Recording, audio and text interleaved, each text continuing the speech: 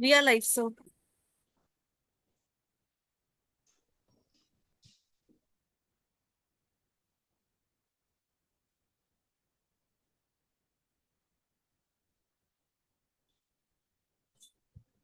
Hi, good evening, everyone. Welcome to this live session, a very, very special session, specifically focusing on final year students who are struggling with the subjects, the major subjects, medicine, surgery, OBG, pediatric. So this is a very special session. But before we start this session, can I just see whether the audio and video is fine, and if I can get a quick thumbs up if the audio and video is fine. Hi, Krinal, how are you?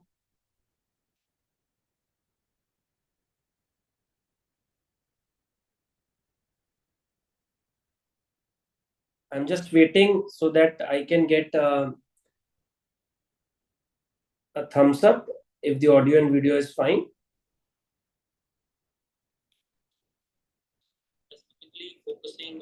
Yeah, okay. All right, so thank you very much. So guys, this is a demand that we were getting a lot from the students, that they now in some of the states, specifically in Kerala and in Gujarat, there is an addition of ENT and ophthalmology into the final year also, and there is an added stress to it. So how we can help? So we have brought this very clear cut structured program, and we are calling it broadly a tuition classes for the university exam, because a lot of time people have asked us a help from us that how we can help them in structuring the questions, structuring the answers well in the exam. So here is a session for you, and before I start, I would like to welcome all my esteemed teachers who have taken out their time and joined me in this particular session. So, welcome, Dr. Rajesh. Yes, sir. Good evening, sir. Thank you very much. Dr. Rajesh needs no introduction. Ever charming, and I think it's been a long time that he has been associated with DBMCI. The way that he simplified medicine is amazing. Dr. Kishan, welcome. Dr. Kishan, you are on mute. Good evening, sir. Hello, everyone. Yeah. So Dr. Kishan is an amazing young surgery faculty who simplify the surgery in a way that the people do not realize that they are reading such a wonderful subject. Dr. Ramya, welcome, Dr. Ramya. Hi, sir. Hi, students. I'm super excited for these sessions because we are going to have like a structured class from third and final year itself. So it will be wonderful with you all. And another entry in DBMCI, Dr. Divya. Dr. Divya, again, no introduction for the younger medicos. Welcome, Dr. Divya. Good evening, sir. Thanks for your kind words. And I feel it's a privilege being here along with all the esteemed teachers. And it's a pleasure to be a part of this team and also to be a part of this initiative where we are providing tuition classes to pre-final and final year students.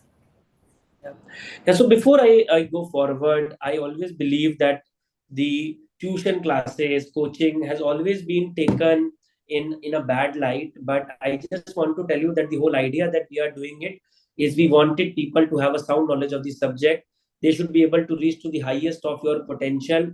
If because of whatever reason that you do not have the guidance, the kind of guidance that you're looking for, it is not to undermine any medical college, it is not to undermine any area. We feel that the God has given us a chance to help students. If we can help you out in any form, we will try our level best to do it. So if you have any concern, please write down in the comment section and we will try to take up your doubts. But before that, just a quick introduction. What we are planning to do is that we are conducting these classes on DBMCI live. These will be the live classes for you, and this will be focused on university exam. That what are the topics you get your bookmark in the exam. So what are the topics that are commonly asked in university exam, how to write the long question, how to write the short questions, what are the salient points that you have to give importance to while writing.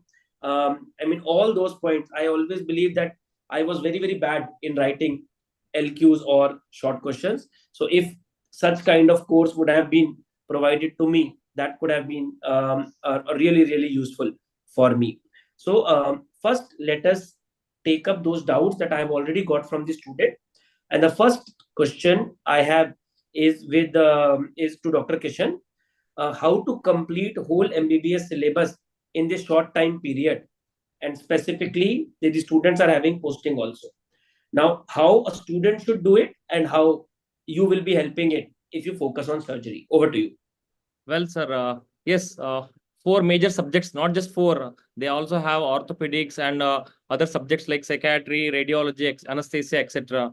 And for final year, it's very vast. To complete it within a year, it's very tedious and very difficult for any student for that matter. So what we are doing here is we are giving the shorter version, what is really required for the examination purpose. With the concepts, we are not just giving the spoon feeding them. Instead, we are giving the important concepts to them so that with the basic strong foundation, the concepts, they can go ahead and attempt any questions, be it university exams or in the future NEET entrance exam as well. So we know as a seasoned examiners, or maybe from our experience, we know what's really important for the exams, what is all any examiner's favorite question or topic, we know. So even otherwise, sir, if you remember in our UG days, we used to go to our seniors asking for help. Sir, please tell me, or please tick it for me, which are all the important topics in this book. Aren't we? So here, instead of those seniors, we as the mentors at the DBMCI will be helping them. See, these are the important questions. If you study this much, it's more than enough for any examination, university examination. And you have to write it in this particular format. Any question should be written in this particular way so that you can impress any examiner and score maximum. So we will be giving everything in a structured way so that anything, if you do systematically, nothing is impossible, and any portion or any syllabus can be covered in a stipulated time period. So in that way, they'll not be missing out any topics. Meanwhile, they'll be focusing more and more on basics and the important ones, and whatever required for the university exam. So with the limited time period, they can cover maximum, that too with some revisions as well.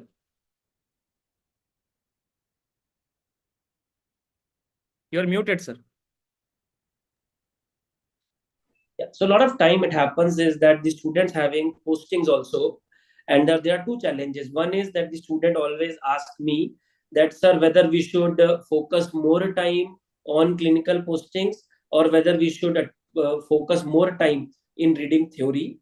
And if there is a clash, like in the classes that are happening, what I should give more importance to. So what's your view on that? Sir, most of the topics in our UGs go hand in hand, sir. For example, in surgery, if you take example, a carcinoma breast, it's a very important topic for a long question.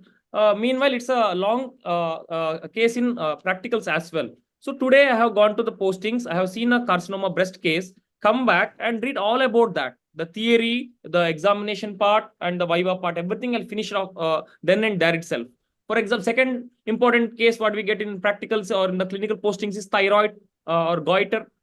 It's a long question, as thyroid carcinoma is asked in long question as well. So we can't separate theory and practicals. Most of the topics, be it medicine or pediatrics, anywhere, the both are go hand in hand. So if you see a case, come back from the postings and read about the same topic, we will have that visual memory. We can retain that better instead of reading separately theory and practical. We have to combine both, and if we cover the topic by topic, I think that will be better, I feel. Yeah, no, absolutely true. Dr. Divya, this question is for you. The student M Factor has written that I'm a final year student and I face difficulty in time management. So what will you say? So, time management is something that we all struggle with. At the end of the day, it's important to have a schedule, a to do list.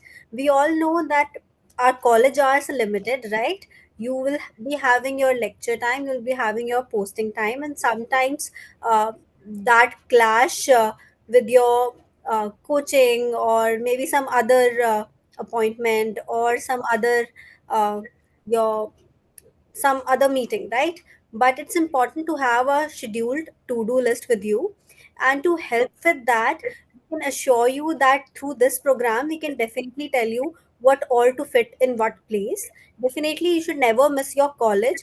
Your clinical postings are very important. So never miss a chance to interact with the residents working there, the patients there, because what you see, uh, you'll be more able to appreciate that in your books, right? So when it comes to time management, it's important to have a to-do list and have a structured plan for that day. Yeah. So, I mean, making a plan always help because once you write down on a piece of paper, the chance of you following it is relatively more in comparison to that if you have done it orally in your mind. So that is, I also believe it. Dr. Ramya, I have a question for you that a lot of times students feel that they do not have time to read books. So what they should do? Will these classes be helpful for them if they are unable to read the books? What's your say on this? Yeah, absolutely, sir. So the classes will be definitely beneficial if they're not having time to read books, because we are doing that work, because we are going through all the standard books and making it a refined way where they can have the point wise what are the important points which they should know from the textbook. We are giving that to you in a very refined way. So these videos will be beneficial for you even without reading the books. But sometimes some students always have that satisfaction if you read a book. So what they can do is they can first, you need not read all the standard books, because we do all our lectures only from the standard books. Like from Obgyn, we always follow Williams, which is a standard book for the Obgyn. So you can take up any book which is beneficial or like which is easy for you. You can read the chapter, then ultimately you'll understand that whatever we are discussing is only that what is there in the book, but in a refined way. So you can just follow what we are teaching in a refined way that will be easy for them to understand and answer. I also have a point here. I always believe that these questions are also dependent on the hunger that a student have. Now, if Yes. somebody asks me that, sir, if I don't read a book, will I be able to pass the university exam even without reading the book? The answer is yes.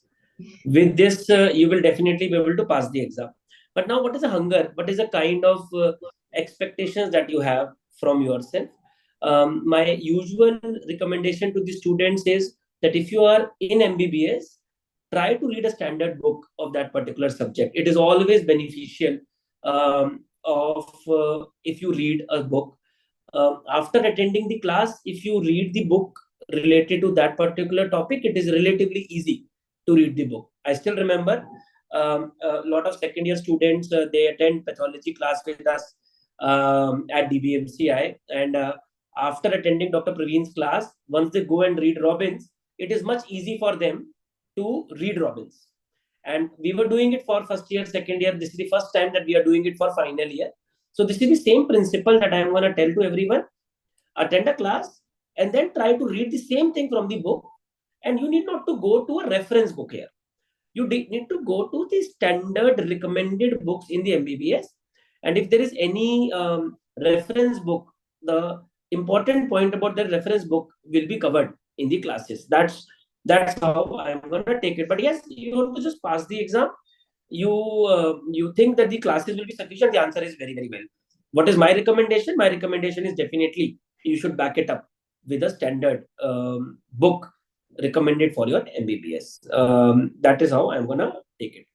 Another question that I have from the student is how to approach for practical exam. Dr. Rajesh, over to you. What's your take on this? How to approach for a practical exam?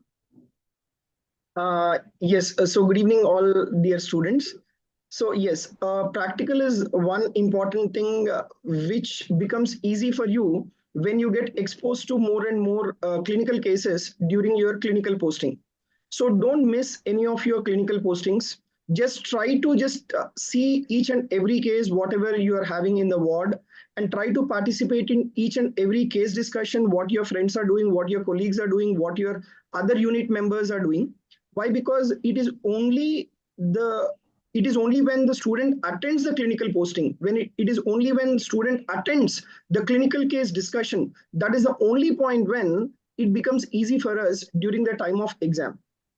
If we are just behind the books of some practical books, if we want to just read and attend the practical exam, it becomes very, very difficult. You should definitely attend the clinical postings. You should definitely do the clinical case discussions. You yourself should volunteer for the clinical case discussion, so that the more you do the mistakes in your clinical case discussion during the practice, the more correct you do during your final exams. So please try to do as many clinical case discussions during your clinical postings. That is one of the very important advice that I wanted to give you from the practical point of view.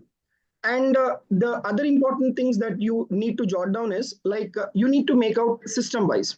For example, if you take in case of neurology, there are only 3 to 4 long cases that will be kept. You need to make out what are those long cases. Usually they keep a case of cerebrovascular accident, they keep a case of Parkinsonism, right? So there are some standard cases. Like for example, you take a respiratory system, pleural effusion, that is one of the standard case. Consolidation, pneumonia, that's a standard case. And then you take cardiovascular system, that is valvular heart diseases, MS, MR, AS, AR. So standard cases. So you need to get to have the exposure of this definite cases that are going to be asked in your practical exam. So try to have the habit of volunteering yourself for the clinical case presentations. Don't be hesitant. Don't be hesitant for the clinical case presentation, because what happens usually is whenever we are presenting the clinical case discussion, we are bombarded with many questions from our professor or the associate professor, which makes us feel very much embarrassed if we don't answer that. So try to come out of that particular embracing situation. Try to ensure that yourself with a positive attitude that I'm presenting the case. If I don't answer this question, it is a learning point to me. And if the same case comes in your final exam, you will be the happiest person because you have already attempted that particular clinical case discussion during your clinical postings. So try to do as many clinical case discussions as possible during your clinical postings. So that is what is the advice that I wanted to give you from the practical point of view. Yeah, no, I mean, very, very pertinent advice. Just give me a second. Where is my question? Okay, all right. Yeah, the one more point that I want to add in the practicals is that, see, irrespective of the medical college where you are studying, always try to attend the practical classes that are happening, because the practical classes are unique for that particular college. It gives them some idea about what is broadly happening in your medical college at that point of time. So do not lose and do not leave that opportunity of attending that class at irrespective at what time it is happening. Dr. Kishan, another question for you on a similar aspect. How should we write the answer in a university examination? We'll be talking about this also. So before you answer it, just a small point for the students who have joined late. DBMCI is conducting the classes for final year university exam. These classes will be conducted in the evening after your normal college or the hospital hours. So that is not going to interfere with your postings as well as clinical posting as well as your theory classes if they are happening in the college. And we will be taking care of everything that is needed to take care or crack the university exam, including the theory part as well as practical part. I've been joined by 4 esteemed faculties with me: Dr. Divya for pediatrics, Dr. Ramyasree for OBG, Dr. Rajesh Gubba for medicine, and Dr. Kishan Rao for surgery. And this is what we are discussing. So, Dr. Kishan, over to you. No, you are on mute. Sorry for that. So very good question. So how to write an answer? What I usually recommend or what I usually follow is we should have a template for anything and everything. So see, there is no dearth of knowledge for any student. You have read for last 4.5 years means there is no dearth of knowledge, that especially in 4th year, because you have the basics of all the 16, 17 subjects there. So anything is asked, you can write something. But instead of struggling to recollect something and what to write during examination, if you have a broad outline or a template for any and every question, it would be very easy to attempt any answer. For example, what I usually follow or recommend my students, usually any answer is written under 5 headings. First, there it should be an introduction or definition, the first part. Second, it should be etiology or causes should be written. Third, clinical features. Fourth, investigation. Fifth is treatment. So again, for each thing, I have a subheadings. For example, clinical feature, etiology can be again categorized in 5. Any etiology can be of 5 types. It could be congenital, it could be traumatic, it could be infective or inflammatory, it could be neoplastic or some idiopathic. Again, so I have template ready for clinical features. What are the symptoms? What are the signs? Investigations, you have 3. It could be blood investigation, it could be radiological, it could be pathological. And treatment, you can have medical treatment, you can have interventional, you can surgical. So when you have broad side heading ready like this, just filling up there, it's a not big deal for any student of mine, for sure. So side heading is already ready. You need to just fill up the blanks there. You need to, so you need not have to recollect, oh, what are the investigations here? No, already side heading is ready. Blood test, write something, CBC, RFT, LFT, whatever the radiological investigation, X-ray, USG, CT, MRI, you write. Pathology, biopsy. So if you fill up something, no, if you attempted that question, irrespective of how difficult it is or whatever, you get 50% of the marks already. So if you just write down the side headings, 50 marks guaranteed. So no doubt about passing in any exam. So similarly, as I take further classes, I will discuss how to make a template for any question or anything for that matter. So writing becomes very easy, and attempting an exam is a fun, literally fun. You need not have to crack your head or go blanked out during examination. In fact, you'll be literally waiting. When can I write an exam? When can I attempt an exam? So eagerly. So this is how you have everything pre-planned, a template ready beforehand. So any answer, whatever is asked, see, passing final exam is not that difficult, but you should have a strategy for, like Divya mentioned, for time management, for a structured way of answering. If you have such strategy, so anything would be easy. So from our experiences, whatever we faced or whatever we usually recommend to other students, we will be in each and every classes, we'll be giving such tips for you all, so that you will not find any difficulty at all at the end.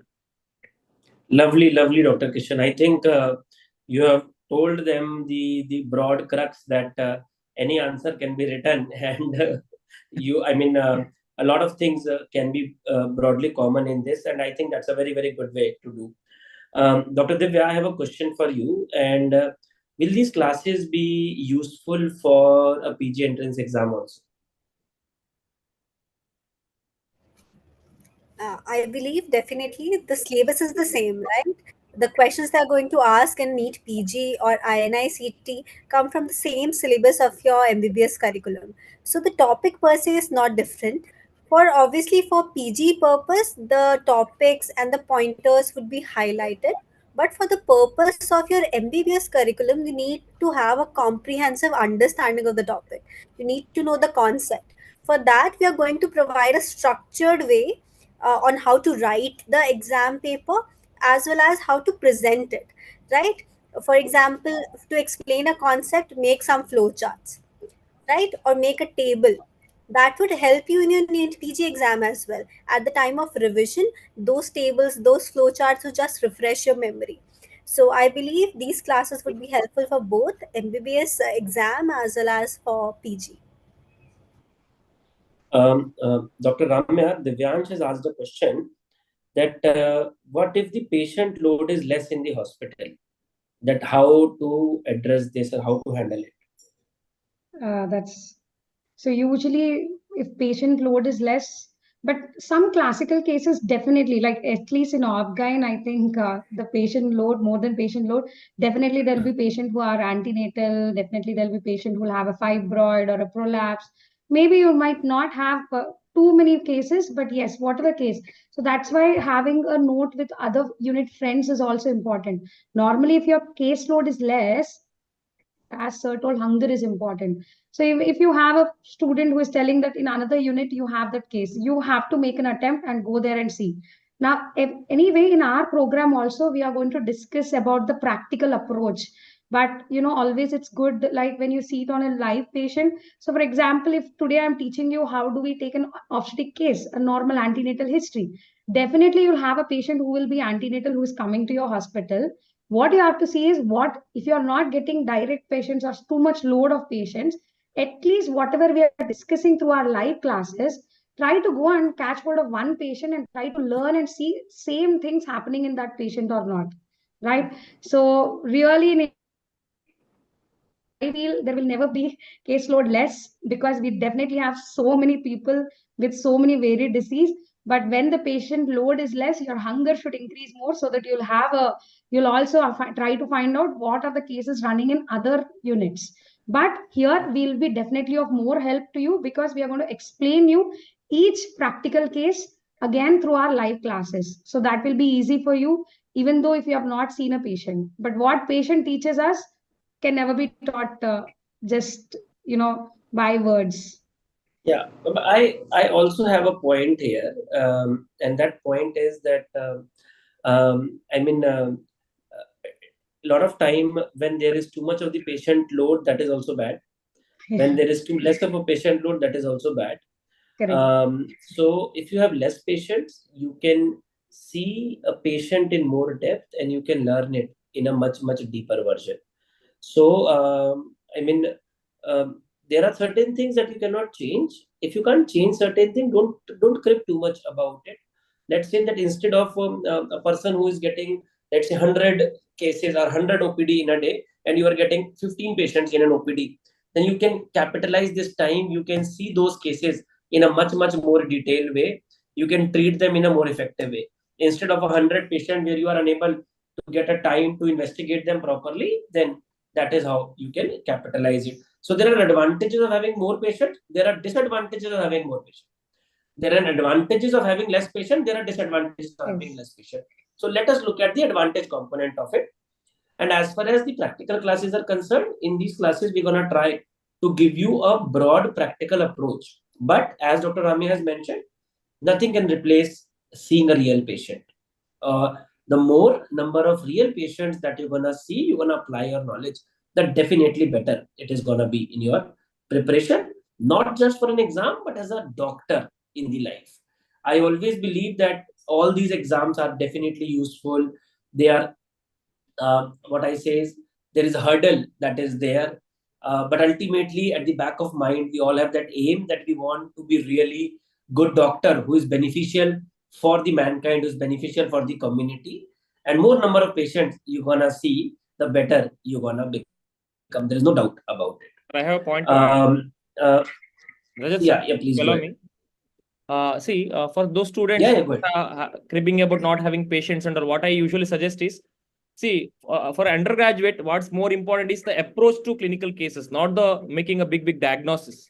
Okay, you should know how to check for normal pulse, how to check for normal blood pressure or the cervical lymph nodes, how to check for do the normal respiratory examination. That's what expected out of in undergraduate examination. For that, you need not have a real case or some typical case as such. You can do it on your friends or roommates or parents, anyone for that matter. You can learn reflexes, medicine, all reflexes on a normal patient as well. How to demonstrate reflexes, Morose reflex. You can demonstrate on normal patients, your class, anyone for that matter. So if you have a interest to learn, need not have to get a real patients to make any big diagnosis. Instead, any normal patient lying in the ward, they will teach something. History you can get from any patient. Okay, how to take a history is very important rather than what kind of history you take. Okay, so learn the approach, proper approach to any case.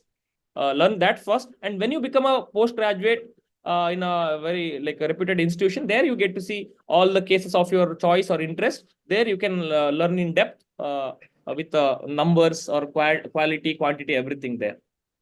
Very well said. Last question for all of you. Dr. Rajesh, for how many hours you will be teaching medicine in this course? Yes, sir. Sir, before taking your question, I just want to add one more point about the few cases, Wala.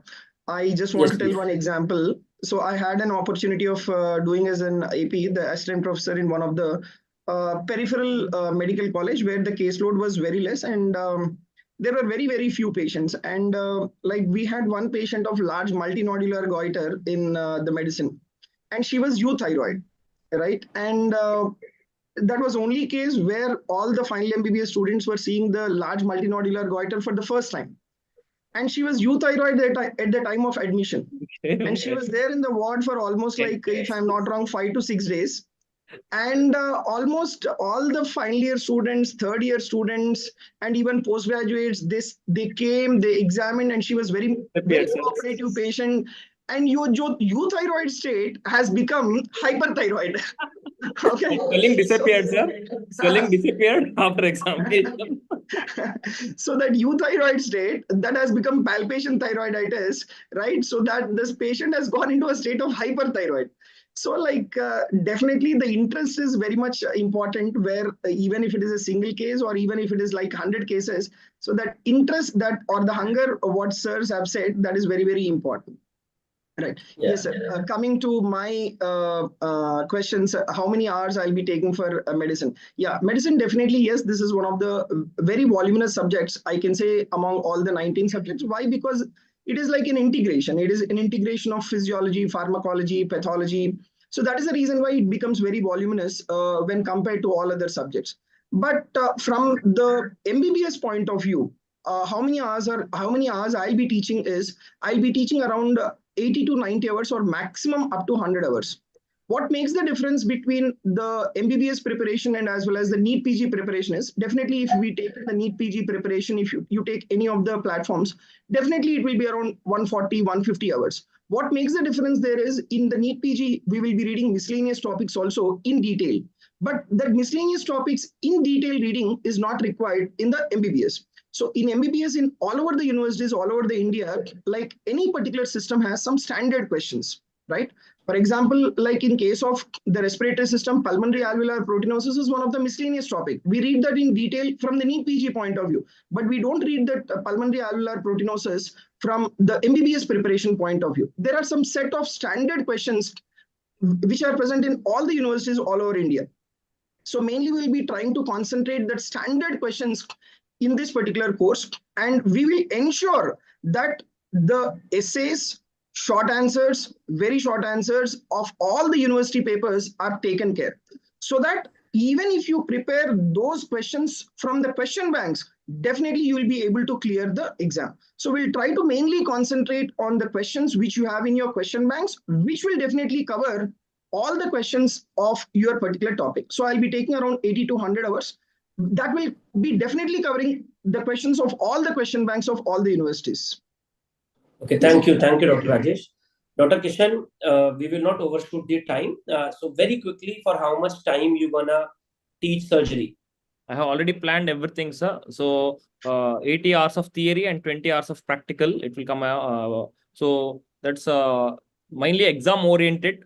So including from every topic, I'll be highlighting even the relevant MCQs as well. So that will help the university exam, that as per the CBME curriculum, they have MCQs to attempt also. So that will also be covered, and it will be a practice or preparation for entrance exam well. So 80 hours of theory, which includes all the important topics in surgery, along with the concept and MCQs, and 20 hours of practicals. Dr. Divya. So pediatrics is mainly general pediatrics and neonatology. A lot of systemic pediatrics is covered in medicine, apart from few topics here and there. So I believe the entire pediatrics, along with the practical aspect, would be covered in around 40 to 42 hours, and we'll be done with that. Okay. Dr. Ramya? So I'll be taking obstetrics for around 40 hours and gynecology for around 40 hours. And in the practicals, we'll be requiring 20 hours, 10 hours each for obs and gynae. So that will be helpful for their entire theory exams. Okay, all right. So guys, so it's broadly 80 hours for medicine, surgery, and OBG, and 20 hours for the practical, and for the pediatrics, it will be around 40 hours for the theory. All right. So that is how it is. We are trying our level best. Do let us know that if we can do anything for you. Just a message that for the interns, guys, this session is not for the interns. It's exclusively for that. However, you can always reach out to me on Telegram or directly to a message. I hope if you're a DBMCI student, you will be having my contact details available to all of you. So thank you everyone for joining this. Once again, I'm just informing for the students who have joined late. There are special classes that we have started for the final year MBBS student who are preparing and are anxious or apprehensive about the university exam. These will be the classes that will be held in evening on DBMCI live app. There will be regular classes focusing on main subjects: medicine for 80 hours plus 20 hours practical, surgery for 80 hours, 20-hour practical, OBG for 80 hours and 20-hour practical, and pediatrics for 40 hours theory and I think 10 hours broadly practical aspect. Do let us know that if we can do anything else for you. There is a form that has been shared with you. Please fill this form that if you're interested in this particular course, and do let us know that if we can do anything else for you. All right, guys. So thank you, everyone, all the dear faculties, for sparing out your time and joining me on this particular session. Thank you, everyone. Thank you so Thank you, much. sir. Thank you, guys. Thank you all.